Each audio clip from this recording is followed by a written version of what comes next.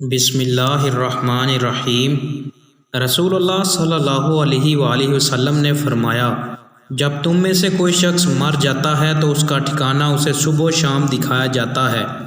اگر وہ جنتی ہے تو جنت والوں میں، اور جو دوزخی ہے تو دوزخ والوں میں۔ پھر کہا جاتا ہے یہ تیرا ٹھکانہ ہے، یہاں تک کہ قیامت کے دن اللہ تجھ کو اٹھائے گا۔ رسول اللہ صلی اللہ علیہ وآلہ وسلم نے ارشاد فرمایا، دو بھوکے بھیڑیے جنہیں بکریوں کے ریوڑ میں چھوڑ دیا جائے تو اتنا نقصان نہیں پہنچائیں گے جتنا نقصان آدمی کے مال و جاہ کی حرص اس کے دین کو پہنچاتی ہے۔ دوستوں، مزید اچھی ویڈیوز کے لیے چینل کو سبسکرائب کریں۔